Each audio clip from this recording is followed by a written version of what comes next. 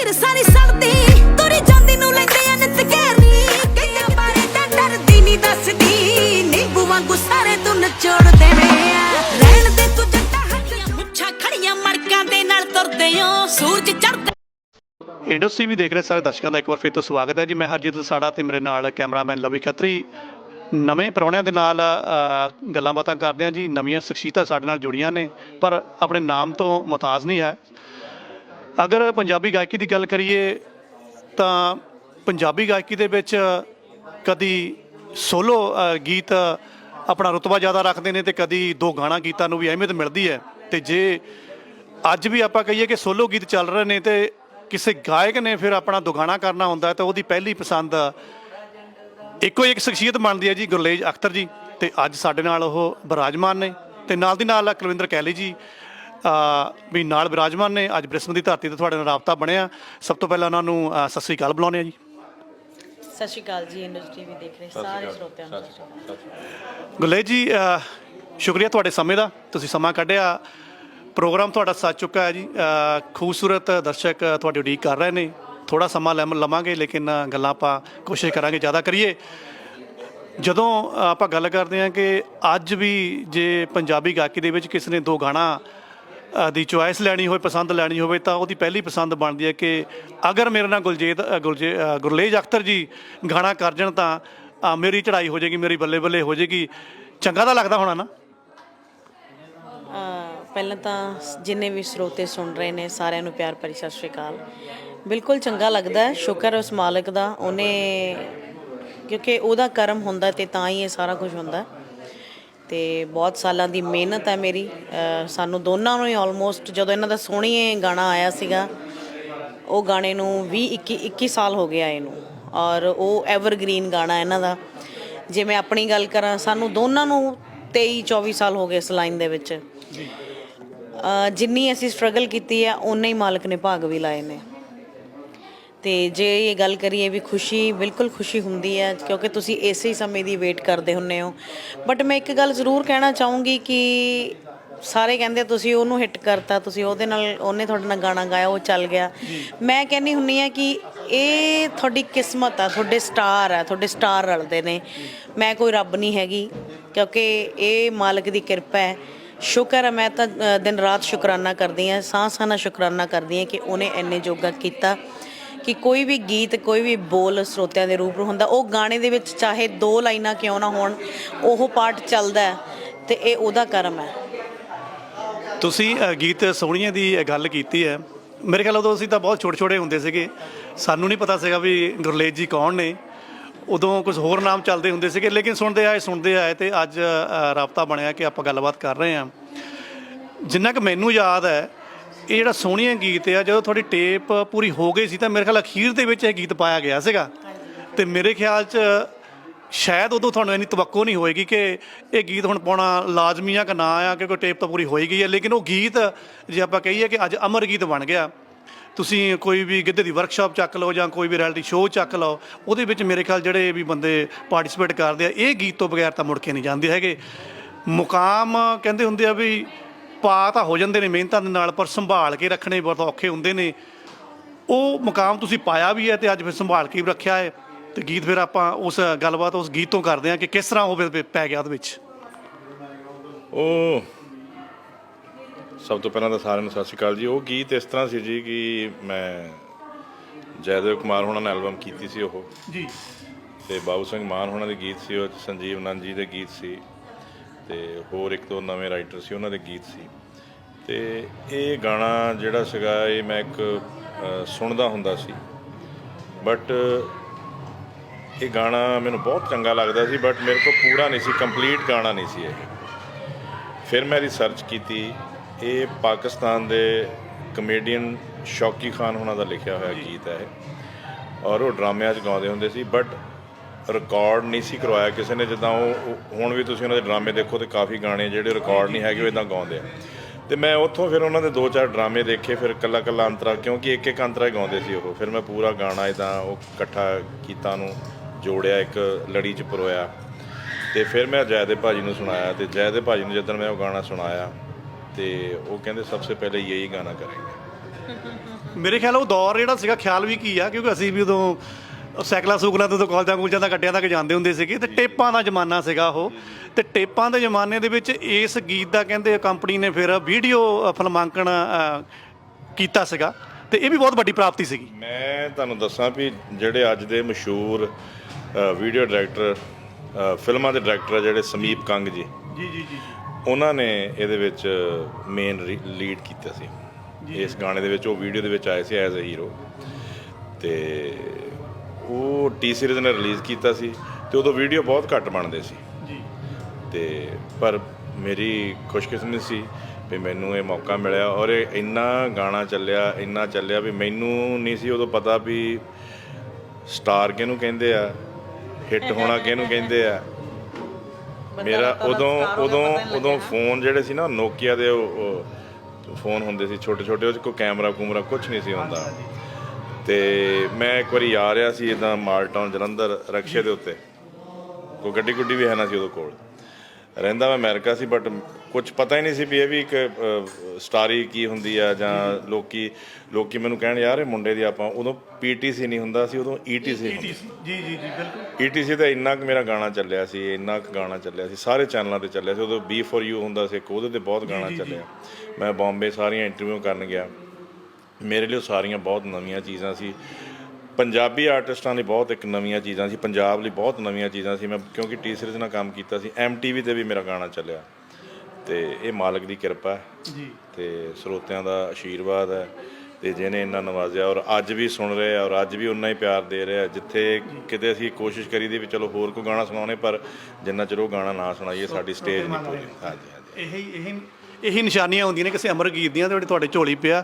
ਕੁਲਵਿੰਦਰ ਜੀ, ਤੁਹਾਡੇ ਵੱਲ ਮੈਂ ਦੁਬਾਰਾ ਫੇਰ ਆਉਣਾ ਹੈ, ਕੁਝ ਰਾਜ ਦੀਆਂ ਗੱਲਾਂ ਵੀ ਪੁੱਛਣੀਆਂ ਨੇ। ਗੁਰਲੇਜ ਜੀ ਵੱਲ ਮੈਂ ਚੱਲਦਾ ਹਾਂ। ਗੁਰਲੇਜ ਜੀ, ਜਿਸ ਤਰ੍ਹਾਂ ਇਹਨਾਂ ਨੇ ਗੱਲ ਕੀਤੀ ਹੈ ਕਿ ਉਦੋਂ ਕਹਿੰਦੇ ਵੀ ਹਿੱਟ ਅਤੇ ਫਲੋਪ ਦਾ ਸ਼ਬਦ ਨਹੀਂ ਲਏ ਜਾਂਦੇ ਸੀਗੇ, ਉਦੋਂ ਪਤਾ ਨਹੀਂ ਲੱਗਦਾ ਹੁੰਦਾ ਵੀ ਹਿੱਟ ਤੇ ਫਲੋਪ ਕੀ ਹੁੰਦਾ ਆ।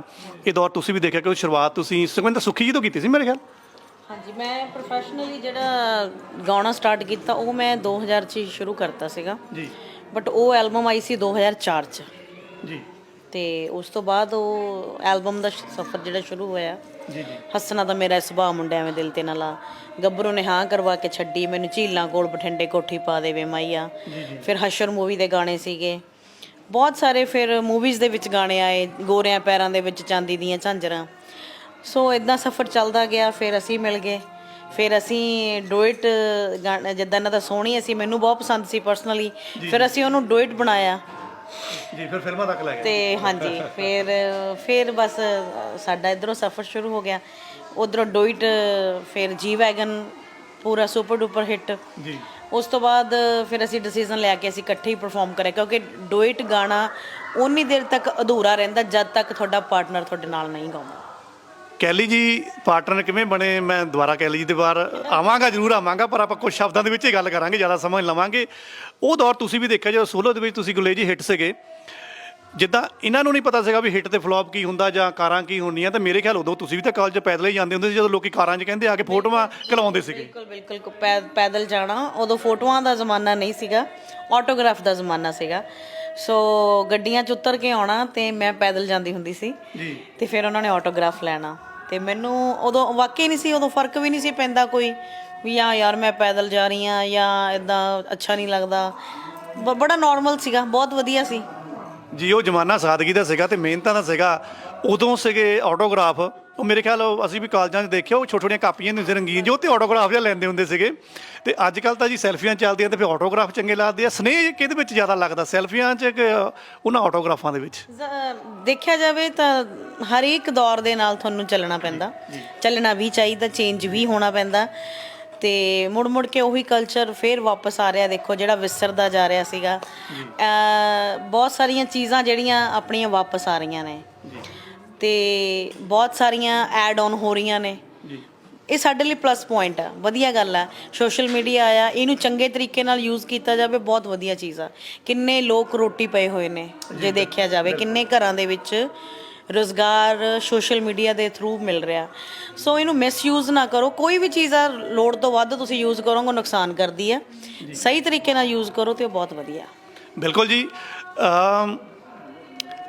ਗੀਤ ਤੁਸੀਂ ਕੁਲਵਿੰਦਰ ਜੀ ਨੇ ਬਹੁਤ ਘੱਟ ਗਾਏ ਨੇ, ਗੀਤ ਤੁਸੀਂ ਜ਼ਿਆਦਾ ਬਾਕੀ ਗਾਇਕਾਂ ਨਾਲੇ ਗਾਏ ਨੇ, ਜਿਹਨੂੰ ਆਪਾਂ ਕਹਿੰਦੇ ਦੁਗਾਣਾ ਗਾਏ ਗਿਆ ਤੇ ਉਹ ਆਪਣੇ ਆਪਣੇ ਸਫ਼ਰ 'ਤੇ ਨਿਕਲ ਗਏ। ਸੋਲੋ ਦੇ ਵਿੱਚ ਤੁਸੀਂ ਕਿਸੇ ਟਾਈਮ ਹਿੱਟ ਸੀਗੇ, ਕੁਲਵਿੰਦਰ ਜੀ ਦੇ ਨਾਲ ਨੇੜ ਤੱਕ ਵੀ ਬਣ ਗਈ। ਰੱਬ ਨੇ, ਮੈਂ ਦੱਸੋ ਆਪਣੀ ਗੱਲ ਵਿੱਚ ਹੀ ਰਹਿ ਗਈ ਕਿ ਡੋਇਟ ਸ਼ਾਇਦ ਤਾਂ ਸਾਡੀ ਜੋੜੀ ਰੱਬ ਨੇ ਬਣਾਈ ਕਿ ਡੋਇਟ ਗਾਣੇ ਹਿੱਟ ਹੋਏ। ਇਹਨਾਂ ਨੂੰ ਪੂਰਾ ਕਰਨ ਲਈ ਮੈਨੂੰ ਸੁਰੀਲਾ ਪਾਰਟਨਰ ਚਾਹੀਦਾ ਸੀ, ਬਾਬੇ ਨੇ ਮਿਲਾਤਾ। ਸੋ ਉਸ ਤੋਂ ਬਾਅਦ ਫਿਰ ਅਸੀਂ ਸਾਡੀ ਜੋੜੀ ਸਭ ਤੋਂ ਸੋਹਣੀ ਤੂੰ ਰਾਜਾ ਮੈਂ ਰਾਣੀ, ਅਸੀਸ ਮੂਵੀ ਦਾ ਗਾਣਾ ਜਿਹਨੂੰ ਬਹੁਤ ਪਿਆਰ ਦਿੱਤਾ ਸਾਰਿਆਂ ਨੇ।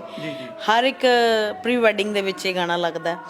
ਸੋ ਫਿਰ ਸੋਹਣੀਏ, ਤੂੰ ਮਿਲਿਆ ਤੇ ਇਦਾਂ ਲੱਗਿਆ, ਠੁੱਕਬਾਜ਼, ਬਹੁਤ ਸਾਰੇ ਗਾਣੇ ਅਸੀਂ ਕੀਤੇ ਨੇ ਤੇ ਬਹੁਤ ਵਧੀਆ ਸਫ਼ਰ ਜਾ ਰਿਹਾ। ਸ਼ੁਕਰ ਹੈ ਮਾਲਕ ਦਾ, ਜਿੰਨਾ ਸ਼ੁਕਰਾਨਾ ਕਰੀਏ ਉਹਨਾਂ ਥੋੜਾ। ਕਹਿ ਲਈ ਜੀ ਗਲੇਜ ਜੀ ਨਾਲ ਨਾ ਮੈਂ ਇੱਕ ਆਪਣਾ ਨਿੱਜੀ ਸੁਭਾਅ ਅੱਜ ਸਾਂਝਾ ਕਰਦਾ, ਕਿਉਂਕਿ ਰੇਡੀਓ ਨਾਲ ਜੁੜੇ ਹੋਏ, ਟੀਵੀ ਨਾਲ ਜੁੜੇ ਹੋਏ। ਰੇਡੀਓ ਨੂੰ ਮੈਨੂੰ 10 ਸਾਲ ਹੋ ਗਏ। ਮੈਨੂੰ ਲੱਗਦਾ ਕਿ ਕੋਈ ਇਹੋ ਜਿਹਾ ਸਿੰਗਰ ਨਹੀਂ ਹੋਣਾ ਜਿਹਨਾਂ ਨਾਲ ਮੇਰੀ ਗੱਲਬਾਤ ਨਹੀਂ ਹੋਈ। ਕੁਝ ਮੈਂ ਨਿੱਜੀ ਸਵਾਲ ਉਹਨਾਂ ਨੂੰ ਪੁੱਛ ਲੈਣਾ ਉਹਨਾਂ ਜਿਹੜੇ ਕਿ ਉਹਨਾਂ ਦੇ ਨਿੱਜੀ ਨਹੀਂ ਹੁੰਦੇ, ਸਾਡੇ ਸਾਹਿਤ ਨਾਲ, ਸਾਡੀ ਪੰਜਾਬੀ ਦੇ ਨਾਲ ਨਿੱਜੀ ਹੁੰਦੇ ਨੇ। ਜੇ ਅੱਜ ਆਪਾਂ ਜਦੋਂ ਗੱਲ ਕਰਦੇ ਨਾ ਗੁਰਲੇਜ ਜੀ ਦੀ, ਵੈਸੇ ਜਾਣੀ ਇਹਨਾਂ ਦੇ ਪੱਖ ਦੇ ਵਿੱਚ ਹੀ ਆ, ਪਰ ਅਸਲੀਅਤ ਹੈ ਉਹਦਾ ਮੈਂ ਥੋੜ੍ਹਾ ਨਿਰੀਖਣ ਜਿਹਾ ਆਪਣੇ ਆਪ 'ਚ ਕਰਕੇ ਦੇਖਿਆ ਕਿ ਇੱਦਾਂ ਕਿਉਂ ਆ। ਜਦੋਂ ਆਪਾਂ ਕਹਿੰਦੇ ਆ ਵੀ ਕੌਣ ਆ ਜਿਹਦੀ ਬੁਲੰਦ ਆਵਾਜ਼ ਆ, ਜਾਂ ਜਿਹੜੇ ਦਮ ਨਾਲ ਗਾਉਂਦੇ ਨੇ, ਜਿਹੜੇ ਮਾਈਕ ਤੋਂ 4 ਫੁੱਟ ਪਿੱਛੇ ਖੜ੍ਹ ਕੇ ਵੀ ਅਗਰ ਬੋਲਣਗੇ ਤਾਂ ਮਾਈਕ ਪਟਣਾ ਆ ਜਾਏਗਾ ਔਰ ਉਹ 'ਚੋਂ ਸੁਰ ਨਿਕਲੇਗਾ। ਤਾਂ ਉਦੋਂ ਨਾਂ ਨਿਕਲ ਕੇ ਆਉਂਦਾ ਜੀ ਗੁਰਲੇਜ ਅਖਤਰ ਜੀ ਗਾਉਂਦੇ ਨੇ, ਅਤੇ ਜੇ ਨਾਲ ਉਹਨਾਂ ਦੇ ਕੈਲੀ ਜੀ ਖੜ੍ਹੇ ਨੇ ਫਿਰ ਤਾਂ ਵਾਹਵਾ ਹੀ ਆ ਜੀ, ਫਿਰ ਤਾਂ ਸੋਨੇ ਦਾ ਸਾਗਾ ਹੀ ਆ। ਮੇਰੇ ਖਿਆਲ ਇਹਦੇ ਵਿੱਚ 2 ਚੀਜ਼ਾਂ ਤੁਸੀਂ ਸਮੋ ਲਈਆਂ ਜਿਹਦੇ ਕਰਕੇ ਕਿਤਾਬ ਤੁਹਾਨੂੰ ਕਹਿ ਲਓ ਕਿ ਡਿਊਟ ਦੀ ਕੁਈਨ ਕਹਿ ਲਓ। ਮੈਨੂੰ ਨਹੀਂ ਲੱਗਦਾ ਕਿ ਡਿਊਟ ਦੀ ਇਕੱਲੀ ਕੁਈਨ ਕਹਿਣਾ ਚਾਹੀਦਾ, ਕਿਉਂਕਿ ਸੋਲੋ ਦੇ ਵਿੱਚ ਵੀ ਤੁਹਾਡਾ ਆਪਣਾ ਨਾਮ ਹੈ। ਇੱਕ ਹੁੰਦਾ ਸੀਗਾ ਵੀ ਸਾਡੀਆਂ ਫਿਲਮਾਂ ਕਿਸੇ ਟਾਈਮ ਪੰਜਾਬੀ ਦੀਆਂ ਥੱਲੇ ਚਲ ਗਈਆਂ, ਉੱਠਣ ਦਾ ਨਾਂ ਨਹੀਂ ਲੈ ਰਹੀਆਂ ਸੀਗੀਆਂ। ਉਦੋਂ ਕੀ ਖਲਾਅ ਪੈਦਾ ਹੋ ਗਿਆ ਸੀ, ਇਹ ਖਲਾਅ ਸਾਡੇ ਪੰਜਾਬੀ ਦੇ ਗਾਣਿਆਂ 'ਚ ਵੀ ਪੈਦਾ ਹੋਇਆ ਸੀਗਾ। ਉਹ ਖਲਾਅ ਨੂੰ ਤੁਸੀਂ ਭਰਿਆ ਨੌਜਵਾਨੀ ਨੂੰ, ਮਾਡਰਨ ਜਨਰੇਸ਼ਨ ਨੂੰ ਨਾਲ ਜੋੜ ਕੇ। ਦੂਸਰਾ, ਪੰਜਾਬੀ ਦੇ ਕੁਝ ਪ੍ਰਚਲਿਤ ਜਿਹੜੇ ਸ਼ਬਦ ਨੇ, ਉਹ ਸ਼ਬਦ ਜਿਹੜੇ ਮਾੜੇ 'ਚ ਨਹੀਂ ਗਿਣੇ ਜਾਂਦੇ, ਸੱਭਿਆਚਾਰ ਦੇ ਵਿੱਚ ਗਿਣੇ ਜਾਂਦੇ। ਜਦੋਂ ਤੁਸੀਂ ਉਹਨਾਂ ਨੂੰ ਘਰੋੜ ਕੇ ਬੋਲਦੇ ਹੋ ਨਾ, ਉਹ ਇੱਥੇ ਕਿੱਲ ਵਾਂਗੂ ਜਾ ਕੇ ਵੜਦੇ ਨੇ, ਉਹ ਤੁਹਾਨੂੰ ਬਹੁਤ ਉੱਤੇ ਚੱਕ ਲੈ ਕੇ ਜਾਂਦੇ। ਇਹਦੇ ਲਈ ਤੁਹਾਡੀ ਸ਼ਾਬਾਸ਼ ਹੈ। Thank you so much. ਇਹ ਗੱਲ 'ਤੇ ਤਾਂ ਮੇਰਾ ਪੇਚਾ ਵੀ ਪੈ ਜਾਂਦਾ ਹੁੰਦਾ ਕਈ ਵਾਰੀ ਕਹਿ ਦਿੰਦੇ ਆ ਕਿ ਮੈਡਮ ਮੈਨੂੰ ਆਹ ਲਫ਼ਜ਼ ਨੂੰ ਇੱਦਾਂ, ਮੈਂ ਕਹਿੰਦੀ ਹੁੰਦੀ ਮੈਨੂੰ ਲਫ਼ਜ਼ ਲਈ ਨਹੀਂ ਕਹਿਣਾ, ਕਿਉਂਕਿ ਲਫ਼ਜ਼ ਲਈ ਤਾਂ ਮੈਂ ਖੁਦ ਬਹੁਤ ਮਤਲਬ ਇਸ ਗੱਲ ਲਈ ਮੈਂ ਇਹਨੂੰ ਸੀਰੀਅਸ ਲੈਂਦੀ ਹੁੰਦੀ ਹਾਂ ਕਿ ਮੇਰੀ ਕਿਤੇ ਵੀ ਲਫ਼ਜ਼ਾਂ ਦੀ ਪ੍ਰੋਬਲਮ ਨਹੀਂ ਆਉਣੀ ਚਾਹੀਦੀ, ਕਿ ਜਿਹੜੀ ਚੀਜ਼ ਜੋ ਮੰਗ ਰਹੀ ਹੈ ਉਹਨੂੰ ਉਹੀ ਮਿਲੇ ਤਾਂ ਉਹ ਫਿਰ ਵਧੀਆ ਲੱਗਦਾ। ਮੈਂ ਕਹਿੰਦੀ ਨਹੀਂ ਹੋਰ ਕੋਈ ਗਲਤੀ ਹੈਗੀ ਦੱਸੋ, ਇਹ ਨਹੀਂ ਮੈਂ ਮੰਨਦੀ, ਕਿਉਂਕਿ ਮੈਨੂੰ ਲਫ਼ਜ਼ਾਂ ਦੇ ਨਾਲ ਮੈਂ ਮੁਹੱਬਤ ਕਰਦੀ ਹਾਂ। ਕਿ ਜਿੱਦਾਂ ਹੁਣ ਪਾਣੀ ਆ, ਪਾਣੀ ਵੀ ਕਹਿੰਦੇ ਆ ਲੋਕ, ਪੀਣਾ ਵੀ ਕਹਿੰਦੇ ਆ, ਖਾਣਾ ਹੈ ਨਾ, ਮਤਲਬ ਇਹ ਚੀਜ਼ਾਂ ਮੈਟਰ ਕਰਦੀਆਂ ਨੇ ਜੀ। ਸਾਡੀ ਪੰਜਾਬੀ ਬਹੁਤ ਕਹਿ ਲਓ ਕਿ ਮਾਣ ਵਾਲੀ ਗੱਲ ਆ ਕਿ ਆਪਾਂ ਪੰਜਾਬੀ ਆ, ਅਸੀਂ ਪੰਜਾਬੀ ਮਾਂ ਬੋਲੀ ਦੀ ਸੇਵਾ ਕਰ ਰਹੇ ਹਾਂ ਤੇ ਇਹਨੂੰ ਆਪਾਂ ਸਾਂਭ ਕੇ ਰੱਖਣਾ, ਇਹ ਸਾਡਾ ਵਿਰਸਾ। ਇਸੇ ਕਰਕੇ ਜਦੋਂ 35 ਦੀ ਗੱਲ ਕਰਦੇ, ਕਿਉਂਕਿ 35 ਅੱਖਰ ਮਿਲ ਗਏ ਸਾਨੂੰ ਤੇ ਉਹ ਸਾਰਾ ਕੁਝ ਆਪਣੇ ਵਿੱਚ ਸਮੋਈ ਬੈਠਾ ਆ। ਸਵਾਲ ਜਲਦੀ ਨਾਲ ਦੋਨਾਂ ਨੂੰ ਆ, ਸਵਾਲ ਨਾ ਇਹਨੂੰ ਲਿਓ, ਸਿਰਫ ਕਹਿ ਲਓ ਕਿ ਮੇਰੇ ਜ਼ਿਹਨ ਦੇ ਵਿੱਚ ਹੈ ਕਿ ਮੈਂ ਤੁਹਾਨੂੰ ਪੁੱਛ ਲਵਾਂ। ਗੀਤ ਦਾ ਮੇਰੇ ਖਿਆਲ ਜਦੋਂ ਹੁਣ ਤੁਸੀਂ ਇੰਨਾ ਸਟੇਜੀ ਪ੍ਰੋਗਰਾਮ ਕਰਦੇ ਹੋ, ਦੇਸ਼ਾਂ ਵਿਦੇਸ਼ਾਂ ਵਿੱਚ ਜਾਂਦੇ ਹੋ, ਗੀਤ ਤਾਂ ਤੁਸੀਂ ਸ਼ਾਇਦ ਇੱਦਾਂ ਵੀ ਕਿਤੇ, ਮੈਂ 100% ਤਾਂ ਨਹੀਂ ਕਹਿ ਸਕਦਾ, ਪਰ ਮੈਨੂੰ ਜ਼ਿਹਨ ਦੇ ਵਿੱਚ ਆਉਂਦਾ ਕਿ ਜਦੋਂ ਇੰਨਾ ਤਜਰਬਾ ਹੋ ਜਾਂਦਾ, ਕਈ ਵਾਰ ਹੁੰਦੇ ਵੀ ਕੁਝ ਸ਼ਬਦ ਕੋਈ ਇਕੱਠੇ ਕਰਕੇ ਦੇ ਜਵੇ, ਹੁੰਦਾ ਤਾਂ ਹੈ ਵੀ ਗੀਤ ਤਾਂ ਬਣਦਾ ਇਹਦਾ, ਪਰ ਉਹ ਪੂਰਾ ਨਹੀਂ ਬਣਿਆ ਹੁੰਦਾ। ਅਤੇ ਤੁਸੀਂ ਖੜੇ ਕੇ ਵੀ ਸ਼ਾਇਦ ਜਾਂ 2-4 ਘੰਟੇ ਪਹਿਲਾਂ ਉੱਤੇ ਕੰਮ ਕਰਕੇ ਉਹਨੂੰ ਇੱਕ ਗੀਤ ਦੀ ਸ਼ਕਲ ਦੇ ਦਿੰਦੇ ਹੋਵੋਗੇ। ਪਰ ਜਦੋਂ ਕੋਈ ਗੀਤਕਾਰ ਤੁਹਾਡੇ ਮੂਹਰੇ ਆ ਕੇ ਅੱਖਰ ਰੱਖਦਾ ਹੈ, ਕੁਛ ਅੱਧੇ ਪਚੱਧੇ ਵੀ ਹੋ ਸਕਦੇ ਆ, ਪੂਰੇ ਵੀ ਹੋ ਸਕਦੇ ਆ, ਉਸ ਟਾਈਮ ਫਿਰ ਤੁਹਾਡੇ ਦੋਨਾਂ ਦੇ ਦਿਮਾਗ ਦੇ ਵਿੱਚ ਕੀ ਚੱਲਦਾ ਹੁੰਦਾ ਕਿ ਕਿੱਦਾਂ ਦੇ ਆਪਾਂ ਗੀਤ ਚੱਕਣੇ ਆ? ਗੀਤ ਤਾਂ ਜਦੋਂ ਸਿਲੈਕਸ਼ਨ ਹੁੰਦੀ ਹੈ ਉਹ ਤਾਂ ਬਹੁਤ ਕੁਝ ਦੇਖਣਾ ਪੈਂਦਾ, ਇੱਦਾਂ ਤਾਂ ਨਹੀਂ ਹੈਗਾ ਕਿ ਅੱਧਾ ਪਚੱਧਾ ਆਪਾਂ ਲੈ ਲਾਂਗੇ। ਚੀਜ਼ ਅੱਛੀ ਹੋਊਗੀ, ਕੁਛ ਉਹਦੇ 'ਚ ਸਹੀ ਨਹੀਂ ਲੱਗੂਗਾ, ਉਹਨੂੰ ਆਪਾਂ ਸੈੱਟ ਕਰ ਸਕਦੇ ਹਾਂ। ਬਟ ਇਹ ਨਹੀਂ ਹੈਗਾ ਕਿ ਕੋਈ ਇੱਦਾਂ ਹੀ ਕੋਈ ਗਾਣਾ ਆ ਜਾਊਗਾ ਤੇ ਆਪਾਂ ਕਵਾਂਗੇ ਕਿ ਨਹੀਂ ਕੋਈ ਚੱਕਰ ਨਹੀਂ ਆਪਾਂ ਕਰਦੇ ਹਾਂ, ਨਹੀਂ। ਕਿਉਂਕਿ ਜਦੋਂ ਇਹ ਬਹੁਤ ਵੱਡਾ ਡਿਸੀਜ਼ਨ ਹੁੰਦਾ ਗਾਣਾ ਜਿਹੜਾ, ਦੇਖੋ ਸਭ ਤੋਂ ਪਹਿਲਾਂ ਜਦੋਂ ਕੋਈ ਵੀ ਗਾਣਾ ਹਿੱਟ ਹੁੰਦਾ ਨਾ ਜੀ, ਪਹਿਲਾਂ ਇੱਕ ਗਾਣਾ ਲਿਖਿਆ ਜਾਂਦਾ ਜੀ। ਜਦੋਂ ਗਾਣਾ ਲਿਖਿਆ ਜਾਂਦਾ ਫਿਰ ਉਹਦੀ ਕੰਪੋਜੀਸ਼ਨ ਉਹ ਆਪਣੇ ਆਪ ਪੈਦਾ ਹੁੰਦਾ ਲੈ ਕੇ ਜੀ, ਅਤੇ ਫਿਰ ਉਹਦੇ 'ਤੇ ਕੰਮ ਕੀਤਾ ਜਾਂਦਾ, ਉਹਨੂੰ ਮਿਊਜ਼ਿਕ ਦਿੱਤਾ ਜਾਂਦਾ, ਉਹਨੂੰ ਆਵਾਜ਼ ਦਿੱਤੀ ਜਾਂਦੀ ਹੈ। ਇਟਸ ਨਾਟ ਇੱਕ ਬੜਾ ਲੰਬਾ ਪ੍ਰੋਸੈਸ ਆ, ਸ਼ੁਰੂ ਲਿਖਣ ਤੋਂ ਹੁੰਦਾ ਤੇ ਜਦੋਂ ਹੁਣ ਸਾਨੂੰ ਬਹੁਤ ਰਾਈਟਰਾਂ ਦੇ ਫੋਨ ਆਉਂਦੇ ਆ, ਜਦੋਂ ਇੱਕ ਤੁਸੀਂ ਲੈਵਲ ਤੇ ਹੁੰਦੇ ਹੋ ਨਾ ਕਿਸੇ ਇੱਕ, ਜਿੱਦਾਂ ਹੁਣ ਗੁਰਲੇਜ ਜੀ ਦੇ ਸਾਰੇ ਗਾਣੇ ਮਹਾਰਾਜ ਦੀ ਕਿਰਪਾ ਦੇ ਨਾਲ ਲੋਕੀ ਸੁਣਦੇ ਆ, ਤੇ ਜਦੋਂ ਕੋਈ ਰਾਈਟਰ ਗਾਣਾ ਲੈ ਕੇ ਆਉਂਦਾ ਤਾਂ ਸਾਨੂੰ ਬਹੁਤ ਵਾਰੀ ਸੋਚਣਾ ਪੈਂਦਾ ਵੀ ਇਹ ਕਿੱਦਾਂ ਦਾ ਗਾਣਾ, ਖਾਸ ਕਰਕੇ ਜਦੋਂ ਅਸੀਂ ਆਪਣੇ ਲਈ ਕਰਦੇ ਹਾਂ। ਇੱਕ ਜਿੱਦਾਂ ਹੁਣ ਸਪੋਜ਼ ਕਿ ਤੁਸੀਂ ਗਾਣਾ ਕਰਨਾ, ਉਹ ਤੁਸੀਂ ਡਿਸਾਈਡ ਕੀਤਾ ਹੋਇਆ ਤੁਸੀਂ ਕੀ ਗਾਣਾ ਕਰਨਾ, ਉਹ ਤੁਸੀਂ ਗੁਰਲੇਜ ਜੀ ਕੋਲ ਲੈ ਕੇ ਆਏ, ਹਾਂ ਉਹਦੇ ਵਿੱਚ ਸਾਨੂੰ ਕੁਝ ਲੱਗਦਾ ਤਾਂ ਅਸੀਂ ਤੁਹਾਨੂੰ ਦੱਸ ਸਕਦੇ ਹਾਂ ਵੀ ਥੋੜ੍ਹਾ ਜਿਹਾ ਇਹਨੂੰ ਚੇਂਜ ਕਰ ਲਓ ਜਾਂ ਇਹਨੂੰ ਇੱਦਾਂ ਕਰ ਲਓ, ਇਹਦੇ ਨਾਲ ਤੁਹਾਨੂੰ ਅੱਛਾ ਹੀ ਹੋਏਗਾ, ਮਾੜਾ ਨਹੀਂ ਹੋਏਗਾ। ਅਸੀਂ ਆਪਣਾ ਤਜਰਬਾ ਦਿੰਦੇ ਹਾਂ ਅਤੇ ਗਾਣੇ ਨੂੰ ਬੜੇ ਸੋਚ ਸਮਝ ਕੇ ਸਾਨੂੰ ਡਿਸਾਈਡ ਕਰਨਾ ਪੈਂਦਾ। ਇੱਦਾਂ ਹੀ ਨਹੀਂ ਹੈਗਾ ਵੀ ਆਪਾਂ ਇੱਦਾਂ ਗਾਣਾ ਲੈ ਲਾਂਗੇ। ਹਾਂ ਅਸੀਂ ਉਹਨੂੰ ਆਈਡੀਆ ਦੇ ਸਕਦੇ ਕਿਸੇ ਨੂੰ ਵੀ ਯਾਰ ਆ ਸਾਡੇ ਦਿਮਾਗ ਦੇ ਵਿੱਚ ਇੱਕ ਥਾਟ ਚੱਲਦਾ, ਤੂੰ ਇਸ ਥਾਟ ਦੇ ਉੱਤੇ ਗਾਣਾ ਲਿਖ, ਉਹ ਲਿਖ ਕੇ ਲੈ ਕੇ ਆਉਣ, ਫਿਰ ਉਹਦੇ 'ਤੇ ਅਸੀਂ ਵਰਕਆਊਟ ਕਰਕੇ ਫਿਰ ਉਹਦਾ ਕਰਦੇ ਹਾਂ। ਮੈਨੂੰ ਲੱਗਦਾ ਕਿ ਜਦੋਂ ਗਾਣੇ ਦੀ ਸਿਲੈਕਸ਼ਨ ਹੁੰਦੀ ਹੈ, ਹੋ ਸਕਦਾ ਕਿ ਮੇਰਾ ਵਹਿਮ ਹੀ ਹੋਵੇ, ਜਿਹੜੇ ਰੋਮਾਂਟਿਕ ਜਿਹੇ ਗੀਤ ਹੁੰਦੇ ਮੈਨੂੰ ਲੱਗਦਾ ਕਿ ਕਹਿ ਲਈਏ ਤੁਸੀਂ ਜ਼ਿਆਦਾ ਚੱਕਦੇ ਹੋ।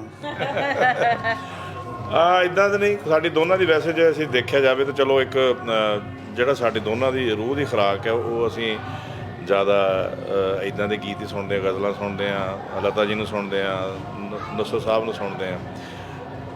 ਦੇਖੋ ਜਿਹੜਾ ਸੰਗੀਤ ਸੁਣਨ ਦੇ ਨਾਲ ਬਹੁਤ ਆਉਂਦਾ, ਅਸੀਂ ਸੁਣਦੇ ਬਹੁਤ ਹਾਂ, ਅਤੇ ਜਦੋਂ ਸੁਣਦੇ ਹਾਂ ਫਿਰ ਅੱਛੀਆਂ ਚੀਜ਼ਾਂ ਸੁਣਦੇ ਹਾਂ, ਅੱਛੀਆਂ ਚੀਜ਼ਾਂ ਦੇ ਵਿੱਚੋਂ ਹੀ ਕੁਛ ਨਾ ਕੁਛ ਨਵਾਂ ਤੁਹਾਨੂੰ ਆਈਡੀਆ ਮਿਲਦਾ, ਕੁਛ ਨਾ ਕੁਛ ਨਵਾਂ ਨਿਕਲਦਾ। ਹਾਂ ਮੈਂ ਥੋੜ੍ਹਾ ਰੋਮਾਂਟਿਕ ਜਾਂ ਸੈਡ ਗਾਣੇ ਪਹਿਲਾਂ ਸ਼ੁਰੂ ਤੋਂ ਗਾਉਂਦਾ ਹੁੰਦਾ ਸੀ, ਬਟ ਹੁਣ ਮੈਂ ਇਹਨਾਂ ਦੇ ਨਾਲ ਦਾ ਹੀ ਹਾਂ। ਇਹ ਜਿੱਦਾਂ ਦਾ ਮੈਨੂੰ ਕਹਿੰਦੇ ਆਪਾਂ ਹੁਣ ਜੋ ਸਟੇਜ 'ਤੇ ਅਸੀਂ ਕਰਦੇ ਹਾਂ ਉਹ ਇੱਕ ਅਲੱਗ ਅੰਦਾਜ਼ ਆ, ਬਟ ਹਾਂ ਜੇ ਕਿਤੇ ਸਾਨੂੰ ਬਹਿ ਕੇ ਇੱਦਾਂ ਦੀ ਮਹਿਫਲ ਕਰਨੀ ਪਵੇ ਤਾਂ ਉਹ ਵੀ ਅਸੀਂ ਕਰ ਲਈਦੀ, ਉਹ ਵੀ ਕੋਈ ਪ੍ਰੋਬਲਮ ਨਹੀਂ। ਇਹ ਸਵਾਲ ਬਹੁਤ ਕਹਿ ਲਓ ਕਿ ਪ੍ਰਸਿੱਧ ਜਿਹੜੇ ਆਪਣੇ ਪੰਜਾਬੀ ਗਾਇਕ ਨੇ, ਨਾਮ ਨਹੀਂ ਮੈਂ ਲਵਾਂਗਾ, ਉਹਨਾਂ ਨੂੰ ਵੀ ਸਟੂਡੀਓ ਦੇ ਵਿੱਚ ਕੀਤਾ। ਅੱਜ ਮੇਰਾ ਜੀਅ ਕਰਦਾ ਕਿ ਮੈਂ ਅੱਜ ਕਾਫੀ ਅਰਸੇ ਬਾਅਦ ਤੁਹਾਨੂੰ ਵੀ ਕਰ ਦੇਵਾਂ, ਕਿਉਂਕਿ ਤੁਹਾਡੇ ਜੋ ਪੋਟੈਂਸ਼ੀਅਲ ਹੈ, ਜੇ ਆਪਾਂ ਪੰਜਾਬੀ ਗਾਇਕੀ ਦੀ ਗੱਲ ਕਰੀਏ ਜਾਂ ਆਪਾਂ ਸਾਹਿਤ ਤੋਂ ਮੈਂ ਚੱਕ ਲੈਂਦਾ, ਸਾਹਿਤ ਜਿਹੜਾ ਸਾਡਾ ਅਮੀਰ ਸਾਹਿਤ ਆ, ਪਰ ਮੈਨੂੰ ਲੱਗਦਾ ਕਿ ਸਾਡੇ ਇਸ ਅਮੀਰ ਸਾਹਿਤ ਦੇ ਵਿੱਚ ਨਾ ਇੱਕ ਕਮੀ ਬਹੁਤ ਚਿਰ ਤੋਂ ਆ ਔਰ ਉਹ ਚੱਲ ਰਹੀ ਆ। ਸਾਡੇ ਸਾਹਿਤ ਦੇ ਵਿੱਚ ਬਜ਼ੁਰਗਾਂ ਦਾ, ਵਿਦੇਸ਼ ਦਾ, ਨੌਜਵਾਨੀ ਦਾ, ਪੰਜਾਬ ਦਾ ਜੋ ਵੀ ਉੱਥੇ ਸਿਸਟਮ ਚੱਲਦਾ ਪੋਲੀਟੀਕਲ ਜਾਂ ਜੋ ਵੀ ਸੱਭਿਆਚਾਰਕ ਸਿਸਟਮ ਚੱਲਦਾ ਆ, ਉਹਦੇ ਉੱਪਰ ਕਹਾਣੀਆਂ, ਕਵਿਤਾਵਾਂ, ਵਿਅੰਗ, ਵਾਰਤਕ ਲਿਖੇ ਜਾਂਦੇ ਆ, ਅੱਜ ਵੀ ਚੱਲ ਰਹੇ ਆ।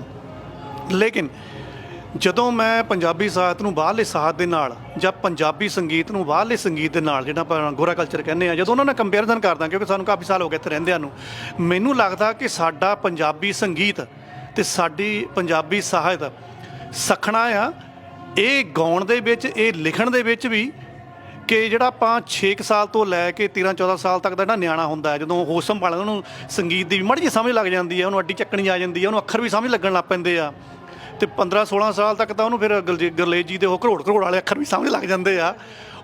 ਬਹੁਤ ਕਮੀ ਆ, ਅਸੀਂ ਉਹਨਾਂ ਨਿਆਣਿਆਂ ਦੇ ਲਈ ਨਾ ਤਾਂ ਬਹੁਤਾ ਲਿਖਦੇ ਹਾਂ ਅਤੇ ਨਾ ਹੀ ਬਹੁਤਾ ਗਾਉਂਦੇ ਹਾਂ। ਕੀ ਕਹਿਣਾ ਚਾਹੋਗੇ? ਅਸਲ 'ਚ ਇਹ ਤੁਸੀਂ ਘਰ 'ਚੋਂ ਹੀ ਤੁਹਾਡੇ ਸ਼ੁਰੂ ਹੁੰਦਾ ਮਾਹੌਲ। ਹੁਣ ਜਿੱਦਾਂ ਦਾਨਵੀਰ ਆ, ਉਹ ਪੂਰੀ ਠੇਠ ਪੰਜਾਬੀ ਬੋਲਦਾ ਜੀ, ਉਹ ਇਹ ਨਹੀਂ ਕਿ ਉਹਨੂੰ ਇੰਗਲਿਸ਼ ਨਹੀਂ ਆਉਂਦੀ, ਉਹਦਾ ਅਮਰੀਕਨ ਐਕਸੈਂਟ ਆ, ਇੰਗਲਿਸ਼ ਵੀ ਪ੍ਰੋਪਰ ਬੋਲਦਾ, ਪਰ ਅਸੀਂ ਉਹਦੇ ਨਾਲ ਹਮੇਸ਼ਾ ਪੰਜਾਬੀ 'ਚ ਗੱਲ ਕਰੀਦੀ ਆ। ਜਦੋਂ ਅਸੀਂ ਪੰਜਾਬੀ ਦੀ ਬਜਾਏ ਇੰਗਲਿਸ਼ 'ਚ, ਅਸੀਂ ਬਹੁਤ ਅਮੀਰ ਸਮਝਦੇ ਹਾਂ ਆਪਣੇ ਆਪ ਨੂੰ ਜਦੋਂ ਆਪਾਂ ਇੰਗਲਿਸ਼ 'ਚ ਹਿੰਦੀ ਬੋਲਦੇ ਹਾਂ। ਅਸੀਂ ਕਹਿੰਦੇ ਵੀ ਸਾਡੇ ਜਿੰਨਾ ਕੋਈ ਪੜ੍ਹਿਆ ਲਿਖਿਆ ਇੰਟੈਲੀਜੈਂਟ ਨਹੀਂ ਹੈਗਾ, ਹੈ ਨਾ, ਬਟ ਅਸੀਂ ਆਪਣੇ ਰੂਟਸ ਨਾਲੋਂ ਟੁੱਟ ਰਹੇ ਹਾਂ ਔਰ ਆਪਣੇ ਬੱਚਿਆਂ ਨੂੰ ਤੋੜ ਰਹੇ ਹਾਂ। ਬੱਚਿਆਂ ਦਾ ਕੋਈ ਕਸੂਰ ਨਹੀਂ ਇਹਦੇ, ਹੈ ਨਾ, ਬੱਚਿਆਂ ਦਾ ਕੋਈ ਕਸੂਰ। ਬੱਚਿਆਂ ਨੂੰ ਤੁਸੀਂ ਆਪ ਢਾਲਣਾ, ਕਿੱਧਰ ਨੂੰ ਲੈ ਕੇ ਜਾਣਾ ਬੱਚਿਆਂ ਨੂੰ। ਮੈਂ ਸਹਿਮਤ ਹਾਂ ਕਿ ਇਹਦੇ ਵਿੱਚ ਬੱਚਿਆਂ ਦਾ ਕੋਈ ਕਸੂਰ ਨਹੀਂ ਹੈਗਾ। ਵੈਸੇ ਥੋੜ੍ਹਾ ਜਿਹਾ ਸਵਾਲ ਹੈਗਾ, ਵਿਸ਼ੇ ਤੋਂ ਵੱਖਰਾ ਆ, ਪਰ ਮੈਨੂੰ ਲੱਗਦਾ ਕਿ ਕਿਉਂਕਿ ਤੁਸੀਂ ਵੀ ਸਟੇਜਾਂ ਦੇ ਉੱਪਰ ਪਰਫਾਰਮ ਕਰਦੇ ਹੋ, ਕਸੂਰ ਤੁਹਾਡਾ ਵੀ ਹੈ ਨਹੀਂਗਾ, ਕਿਉਂਕਿ ਜੇ ਗੀਤਕਾਰ ਇਸ ਚੀਜ਼ ਤੋਂ ਸੱਖਣੇ ਰਹਿ ਕੇ ਉਹਨਾਂ ਨੇ ਲਿਖਿਆ ਹੀ ਨਹੀਂ ਹੈਗਾ, ਤੁਸੀਂ ਉੱਥੇ ਜਾ ਕੇ ਕਿੰਨਾ ਕੁ ਵੀ ਆਪ ਵੀ ਬਣਾ ਕਿੰਨਾ ਗਾ ਲਓਗੇ। ਭਾਜੀ ਦੇਖੋ, ਸੌਰੀ ਟੂ ਸੇ, ਮੇਰੀ ਗੱਲ ਦਾ ਕੋਈ ਮਾਈਂਡ ਨਾ ਕਰਿਓ ਜੀ। ਜੇ ਕੋਈ ਚੰਗੀ ਚੀਜ਼ ਆਉਂਦੀ ਹੈ, ਹੁਣ ਸਾਡੇ ਬਹੁਤ ਗਾਣੇ ਇਹੋ ਜਿਹੇ ਹੈਗੇ ਜਿਹੜੇ ਸ਼ਾਇਰੀ ਬਹੁਤ ਅੱਛੀ ਆ, ਉਹਨੂੰ ਕੋਈ ਪ੍ਰਮੋਟ ਹੀ ਨਹੀਂ ਕਰਦਾ, ਉਹਨੂੰ ਕੋਈ ਚੈਨਲ ਨਹੀਂ ਚਲਾਉਂਦਾ। ਤੁਸੀਂ ਨਹੀਂ ਸੁਣਿਆ ਹੋਣਾ ਸਾਡਾ ਤੂੰ ਮਿਲਿਆ, ਤੁਸੀਂ ਨਹੀਂ ਸੁਣਿਆ, ਨਦੀ ਨੂੰ ਕਿਨਾਰਾ, ਜਿੱਦਾਂ ਜੀਣ ਨੂੰ ਸਹਾਰਾ, ਜਿੱਦਾਂ ਜਾਨ ਤੋਂ ਪਿਆਰਾ ਮਿਲ ਜਾਵੇ। ਮਤਲਬ ਬਹੁਤ ਸਾਰੇ ਇਦਾਂ ਦੇ ਗਾਣੇ ਹੈਗੇ ਨੇ ਜਿਨ੍ਹਾਂ ਨੂੰ ਉਹ ਮਤਲਬ ਜਗ੍ਹਾ ਨਹੀਂ ਮਿਲਦੀ ਕਿ ਸਾਡੇ ਆਡੀਅנס 'ਚ ਲਾ ਲਓ, ਸਾਡੇ ਜਿੱਦਾਂ ਮਰਜ਼ੀ ਲਾ ਲਓ, ਕਿਤੇ ਵੀ ਲਾ ਲਓ, ਪ੍ਰੋਬਲਮ ਹੈਗੀ ਹੈ। ਹੁਣ ਸਾਡਾ ਗਾਣਾ ਰਿਲੀਜ਼ ਹੋਇਆ ਹੈ ਨਾ, ਬਾਪੂ ਗਾਣਾ, ਮਤਲਬ ਠੀਕ ਹੈ, ਇੱਕ ਉਹ ਰਿਸ਼ਤੇ ਦੇ ਨਾਲ ਹੈ, ਮਤਲਬ ਉਹ ਰਿਸ਼ਤਾ ਹੀ ਇੱਦਾਂ ਦਾ ਕਿ ਹਰੇਕ ਸੁਣਦਾ ਉਹਨੂੰ, ਬਟ ਫਿਰ ਵੀ ਕਿਤੇ ਨਾ ਕਿਤੇ ਇੱਦਾਂ ਦਾ ਲੱਗਦਾ ਨਾ ਕਿ ਜਿਵੇਂ ਦੂਜੇ ਗਾਣੇ ਪ੍ਰਮੋਟ ਹੁੰਦੇ ਨੇ, ਉਹ ਚੀਜ਼ ਨਹੀਂ ਹੁੰਦੀ। ਜਿਹੜੇ 1 ਸੈਕਿੰਡ ਦੇ ਵਿੱਚ ਮਿਲੀਅਨ ਦੇ ਵਿੱਚ ਪਹੁੰਚ, ਦੇਖੋ ਤੁਸੀਂ ਸਾਗਰ ਦੀ ਬੋਟੀ, ਅਸੀਂ ਮਖੌਲ ਦਾ ਪਾਤਰ ਬਣ ਕੇ ਸਾਰੇ ਜਾਣੇ ਫੇਮਸ ਕਰਨਾ ਚਾਹੁੰਦੇ ਨੇ, ਪਰ ਚੰਗੀ ਚੀਜ਼ ਨੂੰ ਕੋਈ ਨਹੀਂ ਪ੍ਰਮੋਟ ਕਰਦਾ, ਨਹੀਂ ਕਰਦਾ ਹਨਾ? ਕੋਈ ਉਹਨਾਂ ਨੂੰ ਇਹ ਨਹੀਂ ਕਿ ਉਹਨਾਂ ਨੂੰ ਸਾਗਰ ਦੀ ਵੋਟੀ ਨੂੰ ਵੀ ਤੁਸੀਂ ਬਹੁਤ ਵਧੀਆ ਕੋਈ ਉਹਨਾਂ ਨੂੰ ਖਿਤਾਬ ਦੇਤਾ, ਉਹ ਮਖੌਲ ਦਾ ਪਾਤਰ ਹੀ ਬਣਾਇਆ ਨਾ। ਸੋਨੂ ਸੀਤੋ ਵਾਲਾ ਕੀ ਹੈ, ਮਖੌਲ ਦਾ ਪਾਤਰ ਹੀ ਹੈ ਨਾ। ਇਹ ਸਾਰੀਆਂ ਚੀਜ਼ਾਂ ਅਸੀਂ ਵੀ ਦੇਖੀਏ, ਅਸੀਂ ਵੀ ਸੋਚੀਏ ਕਿ ਸਾਡਾ ਕਲਚਰ ਕਿੱਧਰ ਨੂੰ ਜਾ ਰਿਹਾ, ਸਾਡੀ ਸੋਚ ਕਿੱਧਰ ਨੂੰ ਜਾ ਰਹੀ ਹੈ। ਉਹਨਾਂ ਵਿੱਚੋਂ ਕੀ ਲੱਭ ਰਹੇ ਮੈਨੂੰ ਦੱਸੋ ਤੁਸੀਂ, ਕੀ ਲੱਭ ਉਹ ਵਿਚਾਰੇ ਨਾ, ਉਹ ਵਿਚਾਰੇ ਦਿਹਾੜੀ ਜੋਗੇ ਰਹੇ ਨਾ, ਵਿਚਾਰੇ ਉਹ ਸਟੇਜਾਂ ਜੋਗੇ ਰਹੇ, ਉਹ ਕੀ ਕਰਨਗੇ? ਜੀ ਬਿਲਕੁਲ ਮੈਂ ਸਹਿਮਤ ਹਾਂ। ਇਹਦੇ ਵਿੱਚ ਇੱਕ ਪੱਖ ਨਹੀਂ ਆਪਾਂ ਲੈ ਕੇ ਚੱਲ ਸਕਦੇ, ਇਹਦੇ ਵਿੱਚ ਸਾਰੇ ਆ। ਸਾਡਾ ਪਰਿਵਾਰ ਕਿੰਨੀ ਕੁ ਤੁਹਾਨੂੰ ਗੁੜਤੀ ਦਿੰਦਾ ਆ, ਜਾਂ ਸਾਡਾ ਸਮਾਜ ਕਿੱਧਰ ਨੂੰ ਤੁਰਿਆ ਫਿਰਦਾ, ਜਾਂ ਇੱਕ ਕਹਿ ਲਓ ਕਿ ਮੈਟਰ ਕਰਦੀ ਹੈ ਹਊਆ ਜਾਂ ਕਿਸ ਤਰ੍ਹਾਂ ਚੱਲ ਰਿਹਾ, ਜਾਂ ਅਖਲਾਕ ਕਿਸ ਤਰ੍ਹਾਂ ਦਾ ਚੱਲ ਰਿਹਾ ਆ। ਲੇਕਿਨ ਅੱਜ ਵੀ ਮੈਂ ਪ੍ਰੋਗਰਾਮ ਦੇ ਵਿੱਚ ਦੇਖਿਆ ਕਿ ਬੱਚੇ ਨੇ ਬਹੁਤ ਪਰਿਵਾਰਾਂ ਨਾਲ ਸ਼ਿਰਕਤ ਕੀਤੀ ਆ। ਇਹਦਾ ਇੱਕ ਹੱਲ ਹੈਗਾ, ਕਹਿ ਲਈ ਜੀ ਗੁਰਲੇਜ ਜੀ, ਇੱਕ ਹੱਲ ਹੈਗਾ ਆ। ਤੁਸੀਂ ਜਦੋਂ, ਮੈਂ ਤੁਹਾਡੀ ਗੱਲ ਨਾਲ ਸਹਿਮਤ ਹਾਂ ਕਿ ਜਦੋਂ ਉਹ ਚੀਜ਼ ਤੁਸੀਂ ਕੈਸਟਾਂ 'ਚ ਪਰੋਸਣ ਦੀ ਗੱਲ ਕਰਦੇ ਹੋ ਤਾਂ ਕੰਪਨੀ ਇਹ ਚੱਕਦੀ ਨੇ ਕਿਹੜਾ ਵਿਕਣਾ ਆ, ਇਦਾਂ ਕਹਿ ਦਿੰਦੀਆਂ ਹੋਣਗੀਆਂ। ਤਾਂ ਭਾਜੀ ਕੰਪਨੀਆਂ ਦਾ ਕੋਈ ਚੱਕਰ ਨਹੀਂ, ਹਰੇਕ ਬੰਦੇ ਨੇ ਆਪਣਾ ਆਪਣਾ ਚੈਨਲ ਲਾਇਆ ਹੋਇਆ, ਬਟ ਇਹ ਚੀਜ਼ ਮੈਟਰ ਕਰਦੀ ਹੈ। ਜਿੰਨੀ ਦੇਰ ਆਡੀਅנס ਨਹੀਂ ਪਿਆਰ ਦਊਗੀ। ਤੇ ਅੱਜ ਫਿਰ ਇੱਕ ਤਜਰਬਾ ਜ਼ਰੂਰ ਕਰਕੇ ਦੇਖਣਾ, ਕਿਉਂਕਿ 2-3 ਜਿਹੜੇ ਮਰਹੂਮ ਮਸ਼ਹੂਰ ਗਾਇਕ ਸੀਗੇ, ਉਹਨਾਂ ਨੇ ਫਿਰ ਪ੍ਰੋਮਿਸ ਕੀਤਾ ਸੀ, ਤੇ ਮੈਂ ਜਾ ਕੇ ਦੇਖਿਆ ਵੀ ਉਹਨਾਂ ਦੇ ਕਨਸਰਟ ਦੇ ਵਿੱਚ ਕਿ ਕੀ ਉਹ ਆਪਣੀ ਜ਼ੁਬਾਨ ਪਵਾ ਕੇ ਜਾਂਦੇ ਨੇ। ਮੈਂ ਨਾਮ ਨਹੀਂ ਲਵਾਂਗਾ, ਬਹੁਤ ਮਸ਼ਹੂਰ ਨੇ ਗਾਣੇ, ਜਿਹੜੇ ਪ੍ਰੋਗਰਾਮ ਆਉਣੇ ਨੇ ਉੱਤੇ ਬਾਅਦ 2 ਪੋਸਟਰ ਵੀ ਚੱਲਦੇ ਨੇ, ਉਹੀ ਨੇ ਆਪਣੇ। ਤੁਸੀਂ ਕੋਸ਼ਿਸ਼ ਕਰਿਆ ਕਰੋ ਕਿ ਜਦੋਂ ਇਸ ਤਰ੍ਹਾਂ ਦੇ ਪ੍ਰੋਗਰਾਮ ਤੁਸੀਂ ਆਪ ਲਾਈਵ ਕਰਦੇ ਹੋ, ਇਹਦੇ ਵਿੱਚ ਤਾਂ ਕੋਈ ਕੰਪਨੀਆਂ ਦੇ ਜਾਂ ਕੋਈ ਇੱਦਾਂ ਬਹੁਤੀ ਰਿਸਟ੍ਰਿਕਸ਼ਨ ਨਹੀਂ ਹੁੰਦੀ, ਪਾਬੰਦੀਆਂ ਨਹੀਂ ਹੁੰਦੀਆਂ। ਕੋਸ਼ਿਸ਼ ਕਰੋ ਕਿ ਕੁਛ ਇਹੋ ਜਿਹੀਆਂ ਲਾਈਨਾਂ ਇਕੱਠੀਆਂ ਕਰਕੇ ਲਿਆਓ ਚੰਗੇ ਗੀਤਕਾਰਾਂ ਦੀਆਂ, ਆਪ ਕੁਛ ਮਿਹਨਤ ਕਰ ਲਓ। ਸਾਰਾ ਅਸੀਂ 14-15 ਮਿੰਟ ਦਾ ਜ਼ਰੂਰ ਬੱਚਿਆਂ ਲਈ ਗਾ ਦਿਆ ਕਰੋ। ਅਸੀਂ ਮਿਕਸ ਮਟੀਰੀਅਲ ਹੀ ਰੱਖੀਦਾ। ਸਾਡੀ ਸਟੇਜ ਤੁਸੀਂ 2-2.5 ਘੰਟੇ ਦੀ ਸਟੇਜ ਹੁੰਦੀ ਹੈ ਜੀ, ਤੇ ਸਾਡਾ ਕੋਈ ਇਦਾਂ ਨਹੀਂ ਤੁਸੀਂ ਕਹਿ ਸਕਦੇ ਕਿ ਬੱਚਿਆਂ ਨੂੰ ਜਾਂ ਸੁਣ ਨਹੀਂ ਸਕਦੇ, ਜਾਂ ਬੱਚੇ ਲਾਈਕ ਨਹੀਂ ਕਰਨਗੇ, ਜਾਂ ਬੱਚਿਆਂ ਦੇ ਮਤਲਬ ਦੀ ਗੱਲ ਨਹੀਂ। ਇਹ ਸਾਡੇ ਨਾਲੋਂ ਵੱਧ ਤੁਹਾਨੂੰ ਕੋਸ਼ਿਸ਼ ਕਰਨੀ ਪੈਣੀ ਆਪਣੇ ਘਰ ਚੋਂ। ਬੱਚਾ ਹਮੇਸ਼ਾ ਅਸੀਂ ਲਾਉਣਾ ਉਹਨਾਂ ਨੂੰ, ਬੱਚਾ ਹਮੇਸ਼ਾ ਆਪਣੇ ਘਰ ਤੋਂ ਸਿੱਖਦਾ। ਜੀ ਜੀ ਜੀ ਬਿਲਕੁਲ। ਜੇ ਤੁਸੀਂ ਕਹੋ ਨਾ ਕਿ ਅਸੀਂ ਸਿਖਾ ਰਹੇ ਹਾਂ, ਨੋ, ਬੱਚੇ ਘਰ ਚੋਂ ਸਿੱਖਦੇ ਨੇ। ਜੀ ਬਿਲਕੁਲ। ਇੱਕ ਗਾਇਕ ਜਾਂ ਗਾਇਕਾ ਦਾ ਹੁਣ ਤਾਂ 2-4% ਫਰਕ ਵਿੱਚ ਦੇਣਾ ਹੁੰਦਾ, ਆਪਣਾ ਯੋਗਦਾਨ ਦੇਣਾ ਹੁੰਦਾ। ਮੇਰੇ ਕਹਿਣ ਦਾ ਮਤਲਬ ਇਹ ਸੀਗਾ ਕਿ ਜਿਹੜਾ ਇਹ ਉਮਰ ਵਰਗ ਹੈ, ਅਸੀਂ ਇਹਨੂੰ ਪੰਜਾਬੀ ਦੇ ਨਾਲ ਜੋੜਨਾ, ਗਾਇਕੀ ਦੇ ਨਾਲ ਜੋੜਨਾ, ਤਾਂ ਉਹਦੇ ਵਿੱਚੋਂ ਜੇ ਅਗਰ ਚੰਗਾ ਸਿੱਖਣਗੇ ਤਾਂ ਸਿੱਖੀ ਦੇ ਨਾਲ ਵੀ ਜੁੜ ਜਾਣਗੇ, ਜਾਂ ਆਪਣੇ ਧਰਮ ਦੇ ਨਾਲ ਵੀ ਜੁੜ ਜਾਣਗੇ, ਚੰਗਾ ਸੱਭਿਆਚਾਰ ਲੈ ਲੈਣਗੇ। ਜਿਹੜੇ ਬੱਚੇ ਵੱਡੇ ਜੰਮੇ ਪਲੇ ਵੱਡੇ ਹੋਏ ਡਰੇਕ ਨੂੰ ਸੁਣਦੇ ਆ, ਜੀ, ਉਹ ਅਸੀਂ ਤਾਂ ਨਹੀਂ ਕਹਿ ਰਹੇ ਨਾ, ਜੀ ਜੀ ਹਨਾ? ਉਹ ਬੱਚਿਆਂ ਦਾ ਰੁਝਾਨ ਹੈ ਕਿੱਧਰ ਨੂੰ ਹੋ ਰਿਹਾ, ਜੀ, ਹਨਾ? ਸਾਡਾ ਭਰਾ ਸਿੱਧੂ ਮੂਸੇਵਾਲਾ, ਉਹਨੂੰ ਸੁਣਦੇ ਨੇ, ਹਨਾ? ਇਹ ਬੱਚਿਆਂ ਦਾ ਦੇਖੋ, ਚੀਜ਼ ਕੋਈ ਨਹੀਂ ਮਾੜੀ ਹੁੰਦੀ। ਜੀ। ਹੁਣ ਜੇ ਦੇਖਿਆ ਜਾਵੇ, ਇੰਗਲਿਸ਼ ਨੂੰ ਆਪਾਂ ਮਾੜਾ ਨਹੀਂ ਕਹਿੰਦੇ, ਹਿੰਦੀ ਨੂੰ ਆਪਾਂ ਮਾੜਾ ਨਹੀਂ ਕਹਿੰਦੇ, ਠੀਕ ਹੈ? ਬਟ ਅਸੀਂ ਆਪਣੇ ਬੱਚਿਆਂ ਨੂੰ ਕਿੱਧਰ ਨੂੰ, ਸਾਡੇ ਰੂਟਸ ਤਾਂ ਪੰਜਾਬ ਨਾਲ ਜੁੜੇ ਹੋਏ ਆ ਨਾ, ਅਸੀਂ ਆਪਣੇ ਬੱਚਿਆਂ ਨੂੰ ਕੀ ਸਿਖਾ ਰਹੇ ਹਾਂ, ਮੈਟਰ ਤਾਂ ਇਹ ਚੀਜ਼ ਕਰਦੀ ਹੈ। ਜੀ ਬਿਲਕੁਲ, ਧੰਨਵਾਦ ਕਰਦੇ ਹਾਂ। ਜ਼ਿਆਦਾ ਸਮਾਂ ਲੈਣਾ, ਪ੍ਰੋਗਰਾਮ ਉਧਰ ਕਾਫੀ ਜ਼ਿਆਦਾ ਸਰਗਰਮ ਹੋ ਚੁੱਕਾ ਆ। ਸ਼ੁਕਰੀਆ ਤੁਹਾਡੇ ਸਮੇਂ ਦਾ। ਇਹ ਸਨ ਸਾਡੇ ਨਾਲ ਕੁਲਵਿੰਦਰ ਕੈਲੇ ਜੀ, ਗੁਰਲੇਜ ਅਖਤਰ ਜੀ। ਗੱਲਾਂ ਕਰ ਸਕਦੇ ਸੀ ਉਹ, ਲੇਕਿਨ ਅੱਜ ਆਪਾਂ ਇੱਥੇ ਸਮੇਟਦੇ ਹਾਂ। ਬਹੁਤ ਬਹੁਤ ਸ਼ੁਕਰੀਆ। ਤੁਸੀਂ ਵਿਦੇਸ਼ਾਂ 'ਚ ਆਉਂਦੇ ਹੋ, ਮਾਮੂਲੀ ਪੰਜਾਬੀ ਦੀ ਗੱਲ ਕਰਦੇ ਹੋ। ਰੱਬ ਤੁਹਾਨੂੰ ਭਾਗ ਲਾਉਣ। ਥੈਂਕ ਯੂ, ਮਿਹਰਬਾਨੀ, ਸ਼ੁਕਰੀਆ ਜੀ, thank you sorry team the, thank you.